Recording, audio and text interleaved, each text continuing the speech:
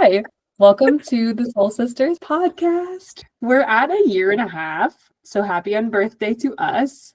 Wow. we we're so glad you're here. It's September and we've got some stuff going on. We're trying to do at least a podcast a month, so we're hitting that mark for September. And to start off, as we have enjoyed doing, we're going to do a breath for balance. Maybe before you do a breath for balance, you take some shimmies, some shakes, move it out, take whatever you need. You can be in a car, you can be almost anywhere to just move your body around a little bit. And then when you find yourself a little more connected, pause and take a big inhale, maybe through your nose, and exhale through your mouth. Maybe open your mouth really wide if you want. You can do that a few times. You can take some breaths for balance. But welcome. Hey, Em.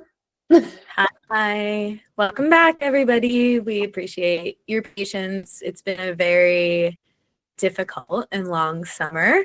But we're getting back into the swing of things like Alyssa did. We're going to, we've really been prioritizing our mental health and making sure that we grieve in the right ways. And so we're going to go back to once a month. If we can, we'll bump it up a little bit. But for now, our goal is once a month, just so we can continue to prioritize ourselves, which is what we're talking about today. Yeah. So what have you had going on lately, Em? Where are you at right now? Let's check in. Yeah.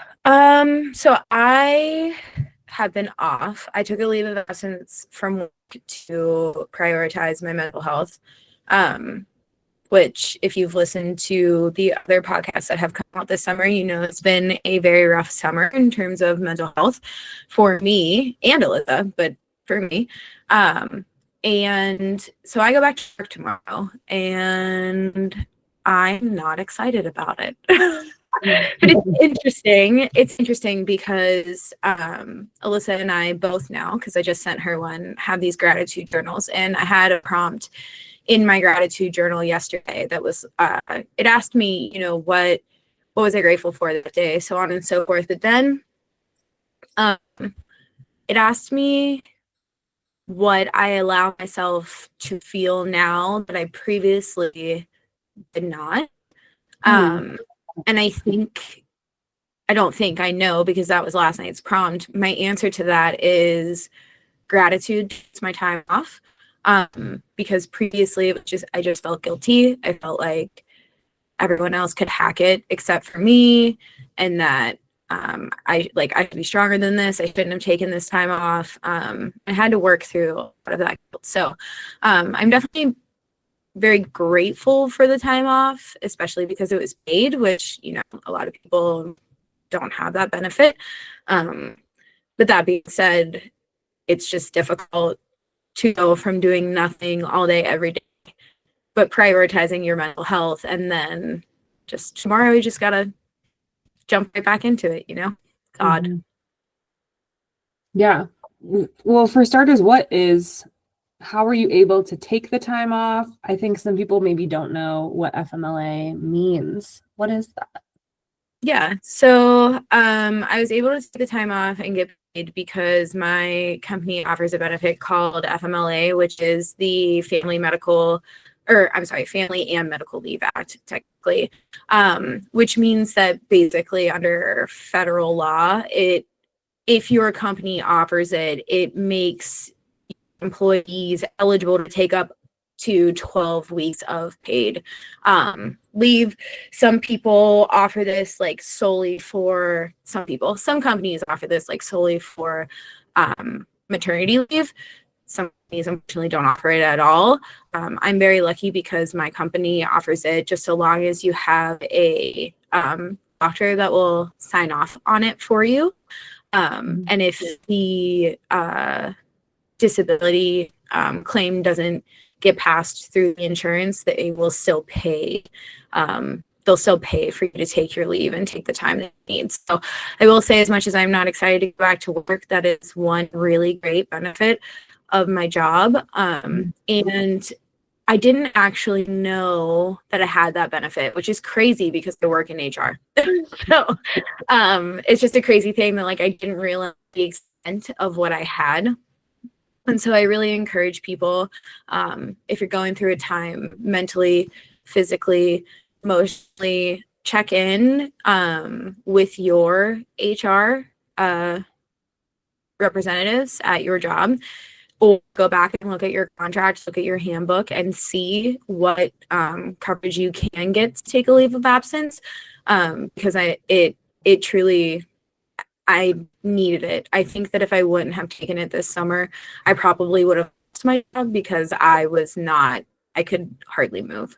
And I know you took FMLA as well, Liz, right? Not this year, but you previously took it. Yeah. So I want to know what you got out of it and like what you're most grateful for about it. But I will say that I also took FMLA, I think maybe 3 Octobers ago now. And I sometimes still feel like I feel the effects of it and the benefits of taking time without being afraid that you're going to lose your job, feeling like you need to look for another job in that time span. The way that mine was through my job was you had to take all your PTO first and then you could use FMLA. And I think it was maybe about half of my pay, but still manageable, still really grateful that it was an option for me. I'm noticing that some of my coworkers are maybe starting to take it because time is hard and they've earned it. You know, it's not like they just got hired and took it. I think you have to work there a certain amount of time anyways, usually. So I think we're trying to empower you and encourage you to, if you feel like you're thinking about it or on the fence, like at least inquire, at least ask, because it was pretty, I guess, priceless. Like saving money for me, but it was priceless for the time that I took for myself. But it was a long time ago. I was able to go home and see family. I think I saw you, like I got to see the leaves change in Pennsylvania and just spend some quality time with myself too. So yeah, you make a good point. I wanted to call out for FMLA. You either have to be with the company for 12 months to be able to qualify for it, or you have to have worked, I believe the number is like 1,250 hours, something like that, to be able to qualify for it as well. So I just wanted to point that out since you had mentioned it. Yeah. And yeah, you might be surprised, especially if you work for a bigger company, you may have it. If a coworker of mine's getting a surgery, it's covered under that. You also get bereavement, which I think some people didn't know about through my work either, which is separate. Like if you lose a loved one, you get paid time off. So just things that are kind of hidden in our contracts that we sign that might be worth revisiting if you are feeling that call. It's been a rough few months. It's been a rough while for I think a lot of us, and so no shame in taking that. And I know Emily kind of dealt with that a little bit, being the hard worker that she is to her core. You still can be a really hard worker and take time off, and I think you may have finally embodied that. But what has it been like for you in this time? Yeah. At first it was difficult. So when I first went through, when I was in crisis mode, when I called you, everything was difficult. It was difficult to breathe. It was difficult to move. I couldn't eat. I couldn't do anything, let alone do my job. And I had to call my boss that day. And when I called her, I don't like to have vulnerability at work. I just don't feel like for me, it's the place for it. And for other people, it may be, and I support you if you're able to do that. It's something that I'm working on. It's just not in my wheelhouse naturally. When I called her that morning, I couldn't even speak. I just started to cry, and I said I need to take my FMLA as soon as possible. And he said, just take your PTO, which I have flexible PTO, which is nice. So I didn't like get any days taken away. She was like, just take your PTO for the week and it'll get approved next week and just go. And I was like, okay. So having that conversation was very hard. I felt like I was failing probably for the first 2 months. Felt a lot of fear, a lot of shame, a lot of guilt. And then now that I'm at the end of it, I just realized that something that I really admire about myself is what a good friend I am. It's like one of the only things that I feel very confident in. And just to realize that like I deserve my own compassion, like the same compassion that I give to my friends. And I was talking about it with my therapist, and she was like, if one of your friends had to take Prozac, or if one of your friends was going through this, like, would you judge them? And I was like, of course not. Like, no, of course. I would be like, for you, like, you should do that. And she just looked at me and she was like, then why is this any different? So I think my biggest takeaway towards the end here is just that like I deserve the same compassion that I give to other people, which is easier said than done. It's a practice, as with most things are a practice, but that's a beautiful and hopefully lifelong realization that you can continue to take with you and move through life with that. I think people really respect and appreciate when people outwardly love themselves, and like, you know, you can see it, like you can see how they treat themselves. You know, self-deprecation can be funny to an extent, but eventually it's like, whoa, what should we get at here? Like, why are we saying these things about ourselves? So I'm really glad that because you are a powerhouse of a friend. So I hope that you can be that for yourself too. You're a good best friend. Thank you. I appreciate it. You are also an amazing best friend. But I want to go back to something that you said, which is like self-deprecation can be funny, but at some point you're kind of like, whoa, like, what are we talking about here? And I think that's so important. And this entire experience and being able to take the time off and really look at myself has helped even further in the way that I work with energy and the way that I work with other people, because you're right, like self-deprecation can be funny. It's used to be humorous, but really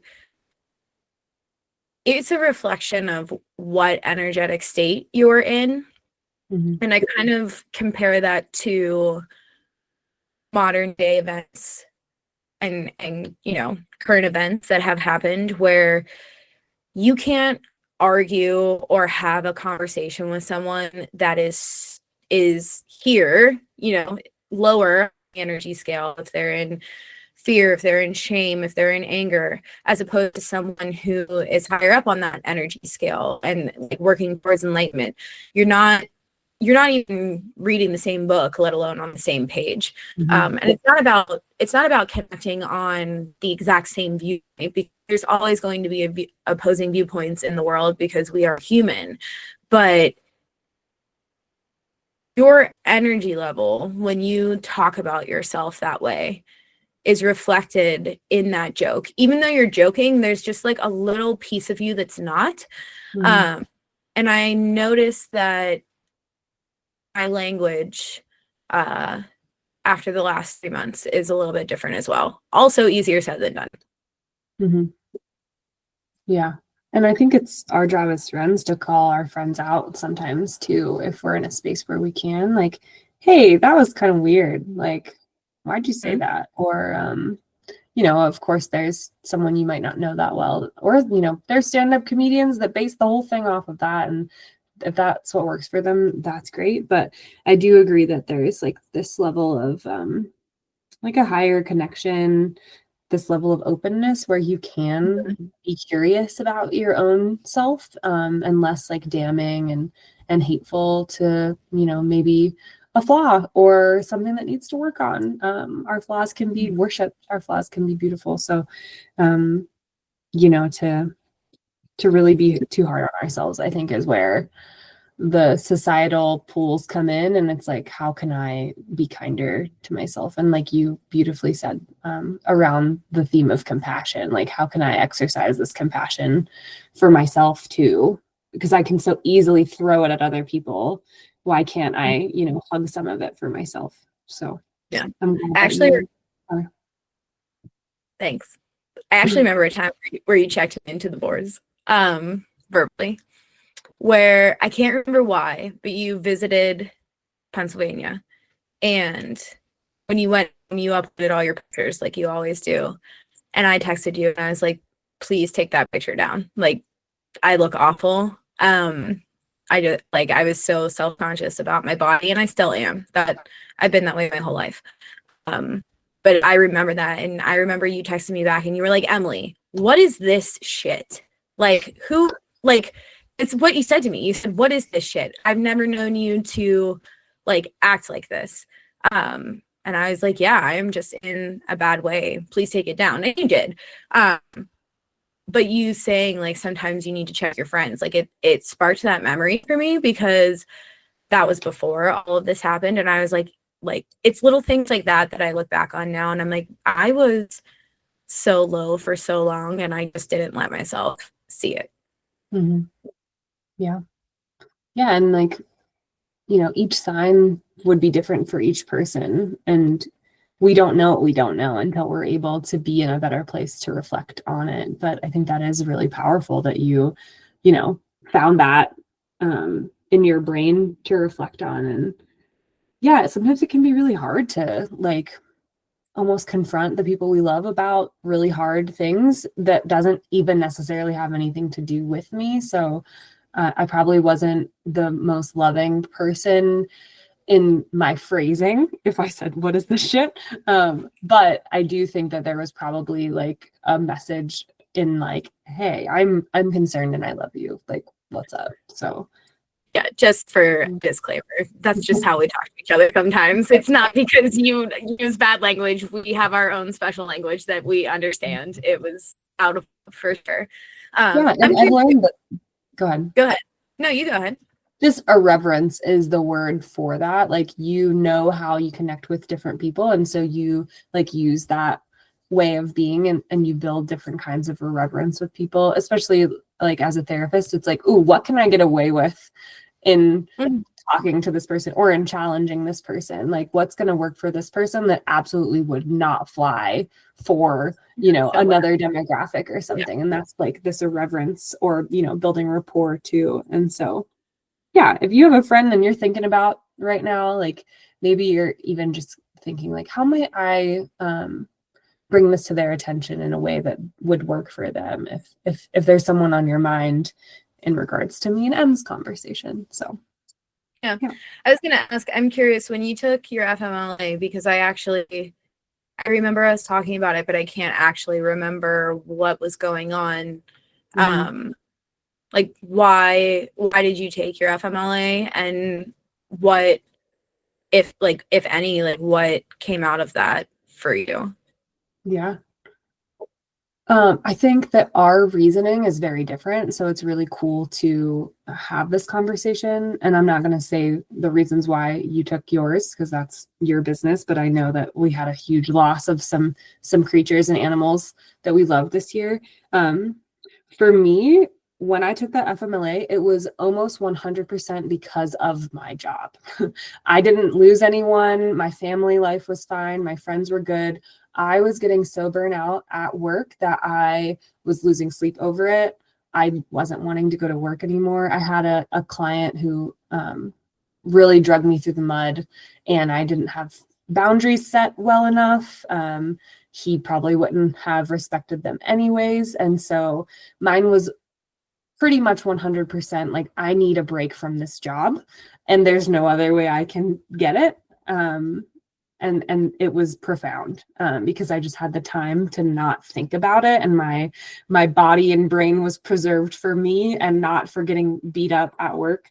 And it made me go back to work much stronger and tougher, and just like with a like almost like a protection cloak on, like, okay, I've built this up. It's much better than just like raw Alyssa out here just getting getting bullied. So I think really different. I didn't have like these huge epiphanies, and that's okay. Like if you're in the middle of FMLA or you're thinking about it, you don't need to like have these like beautiful moments of like work and structure that Emily has really done the work on. I did none of that. I took work out of my brain and lived my regular life, and it made going back to work so different, and was really profound for me in that way. So it's interesting thinking about. I can feel like the tingles just thinking about like why I left in the first place.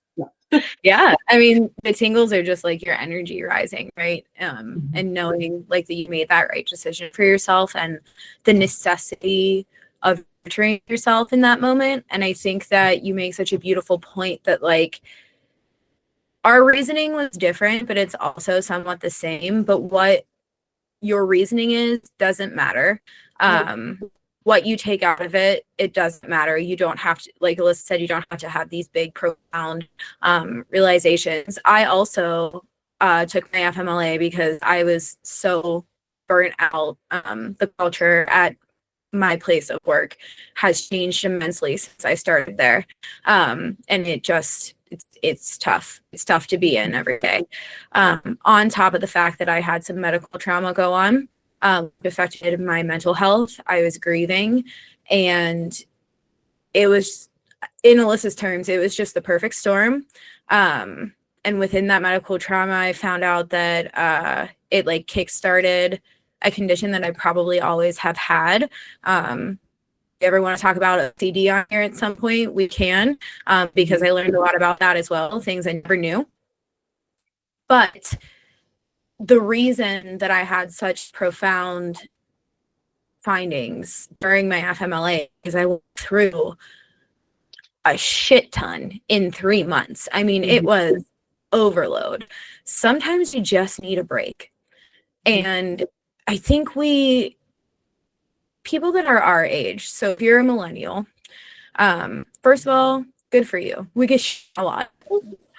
Second of all, I think that we live in a generation where the two sides are constantly battling, where we came from, you have to work for it. You have to work for it. You're not going to get anywhere. Life's not going to be to you. Work your ass off and you'll be repaid.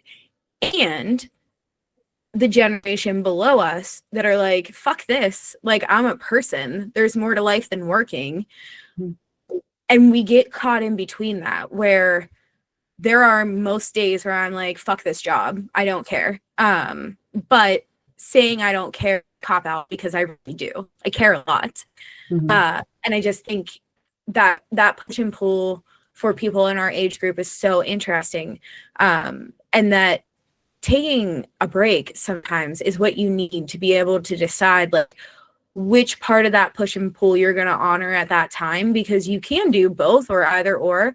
But it's difficult, and prioritizing yourself and investing in your own well-being should be more widely advocated for, and it is not. It's not a benefit that people really pronounce that you have at a company, because that means they have to pay you to not work, right? And it's not something that in a culture of capitalism where we want to consume, that people to be able to take advantage of being proactive and preventing burnout before they actually get there with self-care.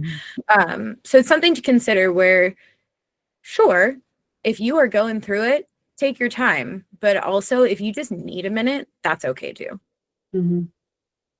Absolutely. And, noticing too, maybe as things start to build up, what that looks like for you. Because I think for both of us, it was like, holy shit, this just needs to happen. And there was no, like, I took a few weeks to like go and speak with my doctor and just talk about what was going on with me. But there was no like, oh, I'm slowly starting to feel this happen. It was just like, wow, I'm not well. And how did we get here? And I know it's so much easier said than done, but, little signs might be like, you never felt before like anxiety about going into work and now suddenly you are, or you used to sleep 10 p.m. to 8 a.m. and now you're waking up in the middle of the night or tossing and turning, just little tiny things like that. Social anxiety. You used to want to go hang out with your friends and now you're pulling away. Little things like that might just be worth checking in on. Maybe it doesn't lead to FMLA. Maybe there's like some prevention that can happen before and you don't have to take it, but it isn't a negative thing to take it if you do have to take it. One of my coworkers was saying that she was going to take it, and I responded and was just like, hey, I took it a couple years ago and it was really really beneficial for me. And she messaged me later and was like, thank you so much for saying that. I was having a really hard time with it and I just didn't really realize how much shame and guilt is revolving around that push and pull of like, I'm supposed to work, but I really can't right now, but I want to and I should, but I can't. But like Emily said, it is a mental health investment taking that time. And you might not get paid as much. You might not get a reward about it. Your boss might be upset with you when you come back, which I think is illegal, but it still may happen. I'm not talking about you specifically, Em, but I just know that sometimes the workplace isn't the way that it's supposed to be written on paper. And that's how we deal with it. Maybe just talk to each other, your coworkers, but we're here for support too, if that would ever need to make its way to us. The FMLA experienced women now. Yeah, we're in there. We've done it. I think too, we're talking about, how these things you mentioned, like social anxiety or anxiety when getting up and going to work, and everyone that you said, I was like, yeah, I had that. Yeah, I had that. Yeah, I had that. I still have that, I'm going through the checklist in my head.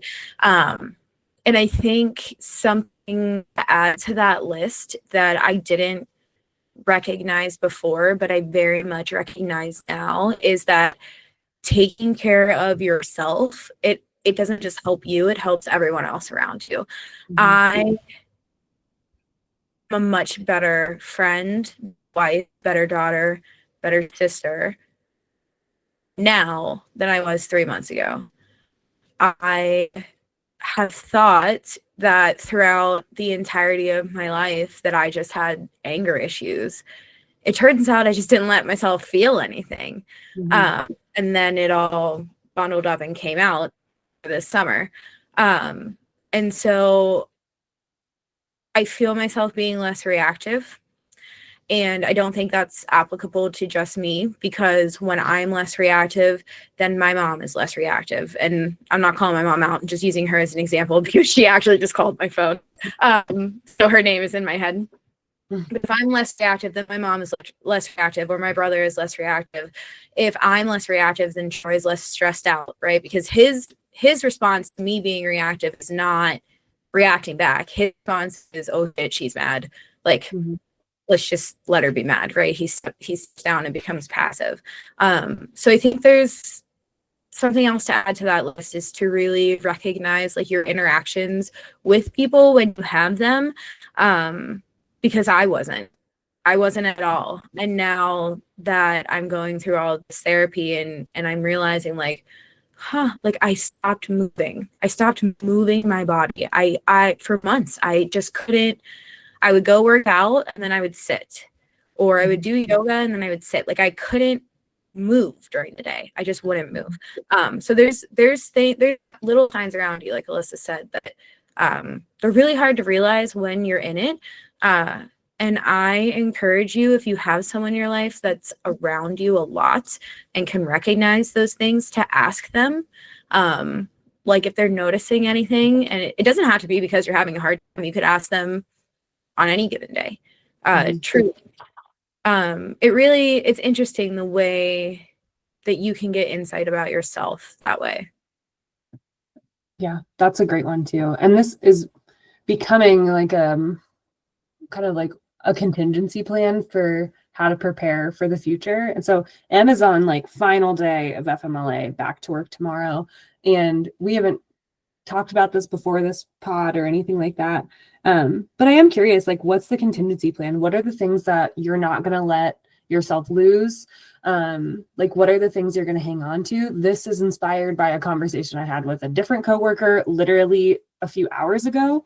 And she was saying, like, now that I'm in this role, I have so much more space to do art again, to read books again, things that we just let fall away because we don't have the mental capacity for it when we're in those times of struggle. And I recognize these things come and go in seasons. I haven't been reading as much lately. It's just not the time for me right now. But it's not, I know it's not because I'm stressed. It's just like, I don't feel like reading right now. I'm making art. I'm doing other stuff. And so, like, are there things that you have that you don't want to lose again, or that you really want to hold as a priority? And if you don't do them, that's the sign I need to check myself, kind of thing. Do you have some things like that? Yeah, that's a great question. It's going to be the things that I didn't realize I lost. Like Troy said to me the other day, he was like, we walk between 4 and 6 miles a day. And we've been doing that since my mill started, just to get me outside and get me moving. And we love to hike and we love to be outside and we love to do all that stuff, but we weren't, like, ever since Chubbs died, we really weren't moving. And so he was like, I'm not going to, like, if you start to slip into that again, I'm not, like, we are moving our bodies every single day. So I think if I stop walking, if I stop going to Pilates, if I stop doing yoga, that's definitely a sign. I reconnected with art for sure. I started painting again. I started doing pottery again, which is really fun. Shout out to my friend Olivia, who's like, hey, we're going to this pottery class. And now I'm back to being addicted to it. So, you know, things like that, like when I'm not feeling inspired, I'm not saying I have to do pottery and paint every single day. But when I feel like I haven't been inspired to do a painting, there's a half done mural on my wall because I just haven't been inspired to do shit. So I think if I start to lose that again, that's also probably definitely a sign. And I'm just more interested in leaving my house than I was. Like, if my friends wanted to see me, they had to come here, or we needed to, like, be sitting in someone's living room because I didn't want to go to dinner. I still don't really want to go to bars, but, like, I don't want to go have a drink. I didn't want to do anything. So those are probably my 3 big ones. And that's a really good question. I'm going to also respond with something you didn't ask, but something I would recommend if you take FMLA. When you go back into your job, because FMLA does eventually end, I have expectations for myself and boundaries that I will be putting in place going back. Nice. Yeah. And it's helping me with the anxiety about going back because I am going to hold strong to them. And what they are this. My hours in my contract are 9 to 5. If I'm working on a project and I choose to log on at 8 instead of 9, or I choose to work until 5:30, that is my choice. But otherwise, do not call me at 7 in the morning. Do not call me at 7 at night. I'm not available. My hours are 9 to 5, except from to 1 when I will be taking my lunch. Because that wasn't happening before. Will be happening now. And if there's an issue with that, they can fire me and I'll collect unemployment. And truly, I mean that from the bottom of my heart. It's very hard for me to say that because I've always been so terrified of losing my job. And that's just not, we're just not playing that game. Secondly, I'm going to continue to apply for other jobs. And I am setting myself up with a deadline. If I do not have a new job by Christmas, I am just going to quit and work an in-between job. I'll walk dogs, I'll work at Dunkin' Donuts, I don't care, an art store, something.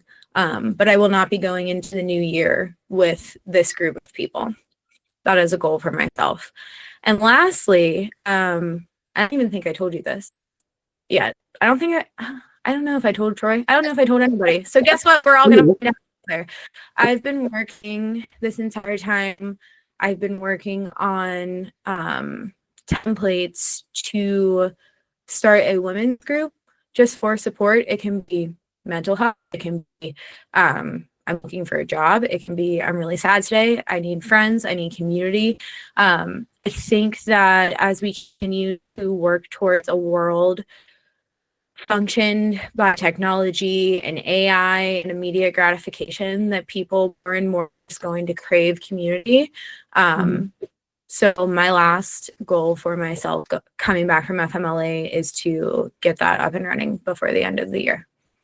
Yay. Well, good plug for our Soul Sisters podcast. Yeah. Stay tuned. So I love that you have expectations set for the workplace, for yourself. You have goals along that too, which it's like seems like a hard and fast one about like new year. I'm curious if you go back to work with these new boundaries and you're like, maybe I don't actually care to quit my job. Like, I'll be curious if that changes, and it's okay if it ends up changing. And with your contingency plan, you have like movement as an expectation for yourself. And I think one of the most critical parts are you have Troy in on it. You have a person who's with you often, who's in on at least one of the things. It's like, if I recognize we're not doing this anymore, I'm going to hold you accountable. And if you're struggling, that's fine, but we're going to either continue doing this or figure out how we make the struggle less debilitating, I guess. So, A+ on your plan. It is a good realization of like what that kind of should look like. Like, I hate to say the word should, everyone's would look different, but like to have someone in on it, to have your own personal stuff and to have some work stuff seems like kind of the magical concoction of success. Oh, another thing that I haven't told you yet. So for anybody that doesn't know, obviously I said it before, I was diagnosed with OCD this summer, and OCD can be more than just like cleaning your hands or turning the lights off and on 100 times because it feels right. It can be a number of things. And one of my things that I've had for a very, very long time, since I was 18 years old, is that I believe myself to have an allergy to peanut butter, even though I don't. And I bought a Butterfingers the other day. Nice. Yeah, I didn't eat it yet, but we're getting there. Hell yeah. So also add that to my list of goals. I'm gonna eat peanut butter before November. Yeah. Yeah, I think like no thing too small, right? Like it could be like, I'm gonna paint my nails every week. It could be something so tiny where it's like, I'm gonna have a cup of coffee or something. So congrats on trying something new. And it's like peanut butter is kind of good for you, I believe. It's not like I'm gonna try heroin for the first time. It's like a very reasonable thing to try. Not the heroin, the peanut butter. Oh my God, that's so funny. Yes. So no task too small, and there's definitely a lot of self-discovery that goes on there. I'm curious from your perspective as a person and also your perspective as a therapist, what do you do or what do you suggest to your clients or push your clients to find out for themselves? Really, like, how do you tend your own garden first? Like, what do you prioritize so that you put yourself first so that you are your best self when you are presenting to others, as well as like just feeling well inside, if that makes sense? Mm-hmm. Yeah. Well, okay. So you mentioned OCD first, and I definitely want to plug the fact that we are going to talk about OCD in some pod. So if anyone has any questions or things that they want to know about my understanding of OCD, and especially Emily's like learning around OCD, it's been a lot of intensive education and skills practice, and I'm sure more than that. Let us know in the comments or wherever you have access to me and Emily or Emily. And then you asked kind of like, what do I suggest for people to tend to their own garden and to prioritize with their own mental health? Is that kind of? Yeah, like their own mental health or their own self-care. Like, I think a lot of times, especially as women, we're always tending to other people, and we're worried about other people and how other people are going to perceive it. And what are we doing to make sure, like, I know for myself, like, what am I doing to make sure Alyssa's okay today, and my brother's okay today, and my cousins are okay today, and is Troy okay? And it never stops. So what do you do personally, and what are your suggestions for maybe clients that you see mental self-care? How do you not neglect all the people you love and all the things you want to tend to, but how do you tend to yourself first so that you are the best version of yourself to be able to do those things? Yeah, great questions. This comes up a lot, unsurprisingly. And I think one of the hardest parts is recognizing when we're not in equilibrium. A skill, observe how you're feeling, describe what it is, and then participate accordingly. I think ODP is a really important one for just kind of like, what do I need in this moment? Do I know what I need? Am I recognizing that I just don't know what I need right now? What does 'cause ODP that's mean? kind of the hardest part. What'd you say? What does ODP mean? Observe, describe, and participate. Observe, describe, and participate. Observing, like, oh, I'm feeling really clammy and sweaty, or I'm feeling depressed AF. Like, I am participating by watching 8 hours of TV today. And it's okay that that is the notice. It's important to just notice. And then, like, if I didn't feel good about this today, maybe I just try something different tomorrow. That compassion towards yourself, I think, is incredibly important, because like, we just don't do it right every time, and that's okay. Like, but to just know, like, I can wake up tomorrow, like Pooh always says, there's always tomorrow, like you have the next day. But I think really importantly is like, find out the tools that work for you in your toolbox, because there are a bazillion tools for mental health and for physical health that are for different people. And so I'm not trying to tell you to go out and learn 10 new things to try.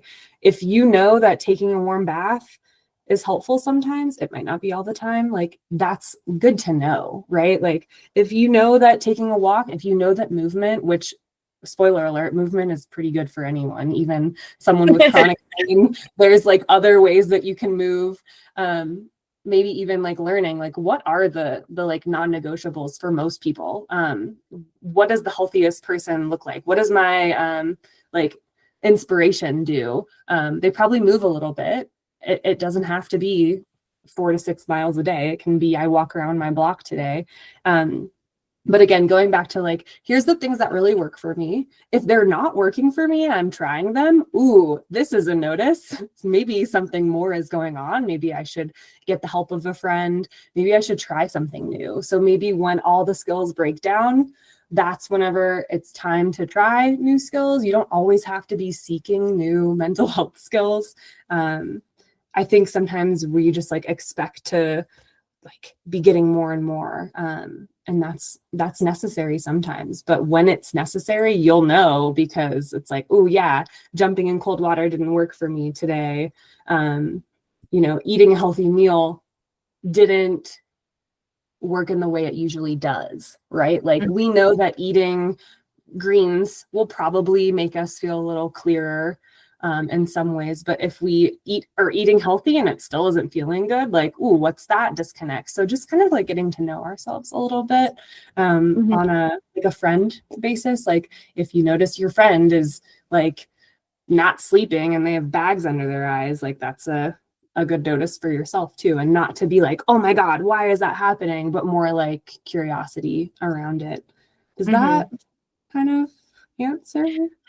It does. I have an additional question though, which is, and I'm not even sure that it is a viable question, because people are so different and it really depends on the individual. So feel free to tell me to fuck off. But I wonder, for people that like don't know where to start, do you know what I mean? Like, just generally talking about like creating a toolbox, and they listen to our podcast, or they get on and they listen to Matt Coffey's podcast, or they're on Google and you can get on WebMD and everything is telling you everything all the time. Like, we have too much access to shit, right?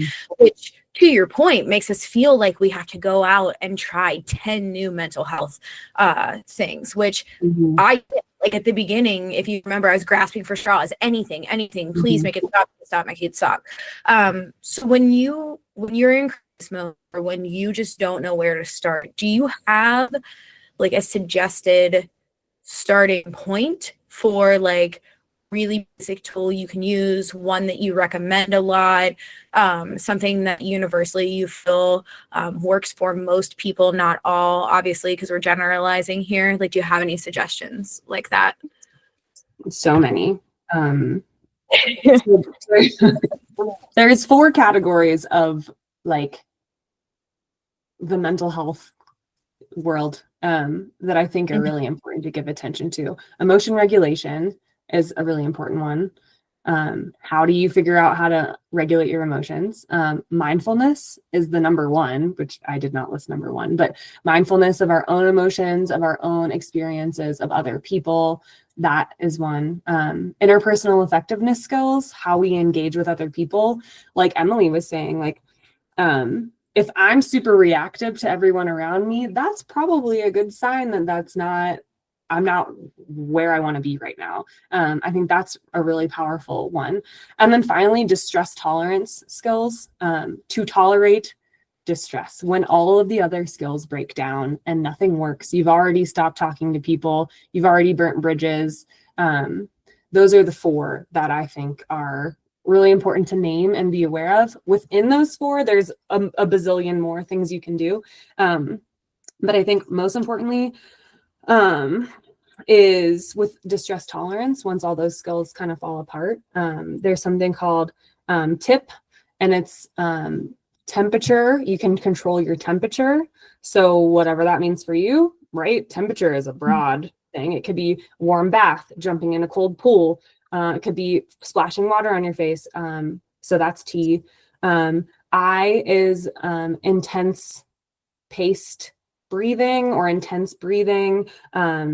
So doing 10 jumping jacks. If you don't have legs, like flailing your arms around, like something that will get your heart rate up a little bit so it can calm back down, because our heart rate's already going with just like our mind stuff going on. So if we at least give it a physical reason to work up to, I think it's easier to bring our hearts back down or understand like that concept.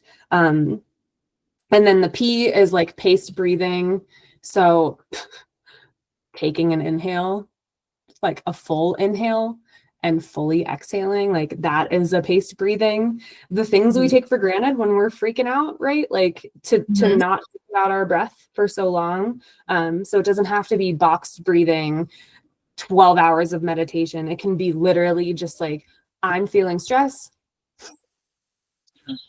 Like the amount of times I do that in a day is so much. And I think it's becoming one of my superpowers, because when I take that breath, I am present. I realize a big breath is happening and I release something, whether I know what it is or not. So I think that's a really, really, really powerful one. And again, so broad, even within those skills.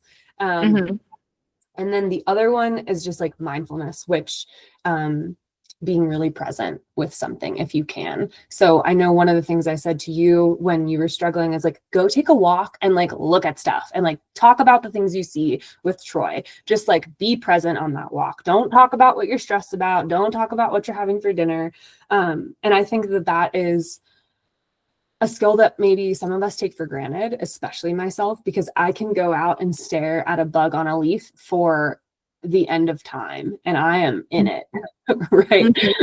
So even something like that, petting your dog, looking into their eyes, like really being present about it though, and not like, petting your dog mindlessly and thinking about what you're stressed about. That may still be helping something, but we can be a little more intentional about it. So I think that those are the ones that I use a bunch, which is probably why I'm saying that they're really important. And I've noticed that the people that I work with find the most benefit in those 2, and they're different for each person. Like one person I work with loves lavender. everything she talks about whenever she's stressed out is like, I have my lavender with me in my purse. I take a lavender bath. I have lavender bath salts. Like that is her jam. And I'm like, that is so great. If there's ever a time when the lavender really doesn't work for you anymore, talk to me. We'll work on other stuff. But like that's her big old tool in her toolbox. And I think it's really important to know, even right now, what you got. Even if it doesn't feel like a big enough toolbox, like think about, and I'm not saying this to you necessarily directly, but like if you're listening to this and you're thinking like, that sounds so hard, all of those things are so much, just write down the things that work for you. Like there's got to be something. And if there's not, then try the two that I just said. Yeah. You're so good at this. I love it when you get therapist mode, because I want to write everything you're saying in a book. But I would say, to add off of that, even if you feel like you don't have access to tools, podcasts, generally, you can get them on YouTube if you don't have a platform, like a streaming platform. If you don't have internet, breathing is free. You know, you were talking about, just taking that deep breath and doing that for yourself. And I've learned even more about breath work than I already did through yoga in the last 3 months, and how it really, like, you can target different parts of your nervous system and things like that. And taking a pause and taking a deep breath and just feeling whatever you are feeling in your body without naming it, without judging it, just breathing. It's something that we can all do.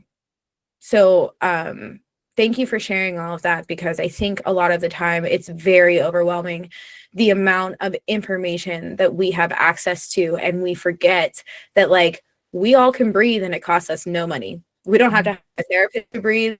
We don't have to become an influencer to breathe. We don't have to get on TikTok to breathe. We can just do it. And there's lots of things like that you can do, like looking at a bug on a leaf and just like being present in that moment.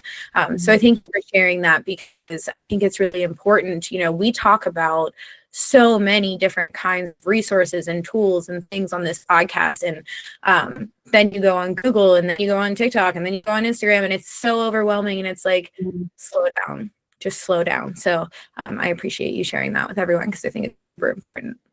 Yeah. And with the tip skull, there's the temperature, the intense breathing, or intense like paced breathing. There's 2 P's, and one of the P's I forgot is like paired muscle relaxation. So if breathing feels hard, even though you're already doing it, it's just like being mindful about it, right? Like we're all always breathing all the time, or else we're dead. But like scrunching up and tightening our muscles, like really intentionally, and then releasing them is, I think for me personally, a lot easier than like just sitting and trying to relax my face, like thinking about relaxing my muscles. I really like to like squeeze up and then relax them. And I think it makes it easier for me. If you're feeling tension in your body, intentionally giving more attention to it will definitely allow you some type of like relief or a break from that. So, but like you said, like all of this is absolutely doable. It feels hard at first. And that's kind of why we like start with breath for balance. Like there's a reason why it's called that. There's a reason we do it. There's research behind breathing. And then also why we end on some kind of meditation, because even if you don't feel like doing it yet, here are examples, here are offerings. And yeah, Em's going to start a women's group. So exciting.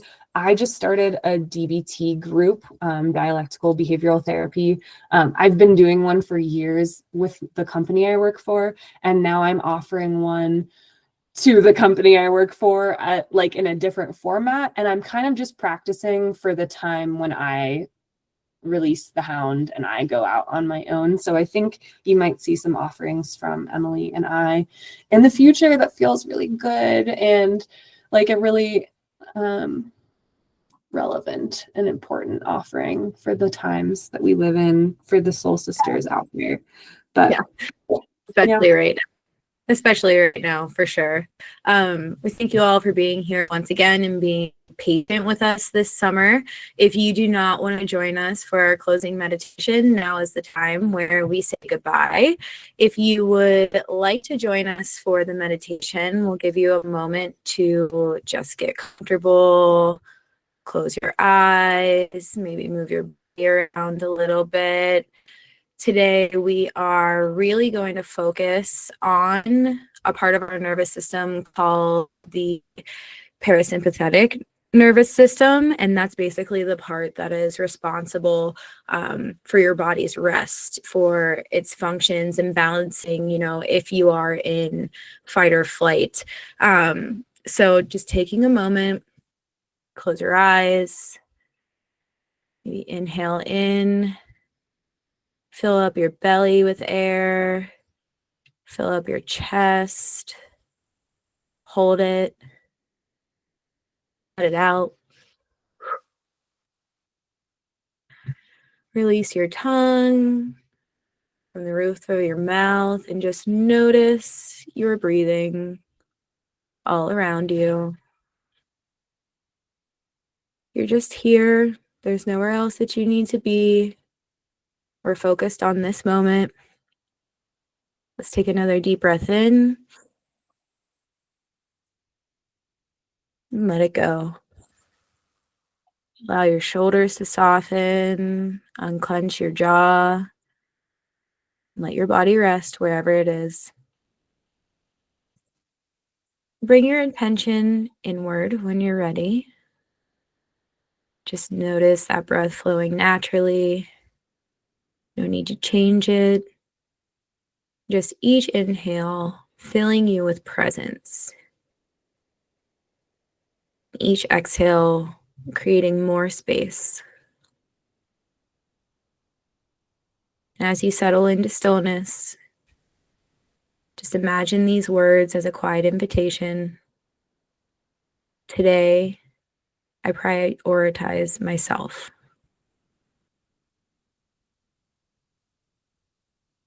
Just feel what that means in this moment.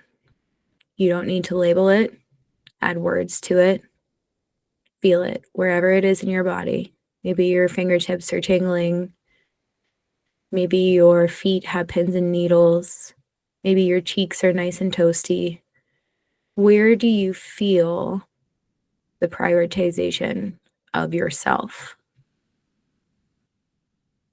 You are allowed to put your energy, your care, your love towards your own being. Each breath in is an act of prioritizing you. It's just filling up your body, filling up your mind and your spirit with what you need most. Take a deep breath in. And now as you exhale, let go of the weight of all of the expectations, obligations, voices that tell you you need to shrink or delay your own needs. Maybe it's your voice. Maybe it's your boss. Maybe it's your family. Let it go.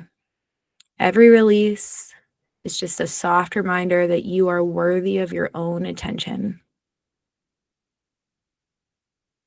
And as your breathing continues, just allow this next phrase to arise within your heart. Empowerment. Empower your life. Take a deep breath in. Let it out. Feel your body lengthen as you exhale. Grounded, steady.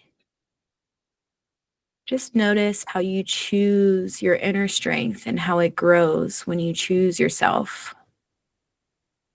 Not from selfishness, but just from treating yourself as you are your own best friend. Just rest for a moment in this truth. When you prioritize yourself, you're creating a space to empower your life. And when your life is empowered, your light naturally extends outward.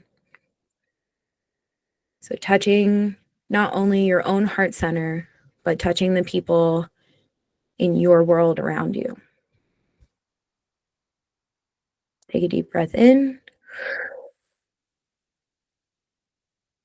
Let it out.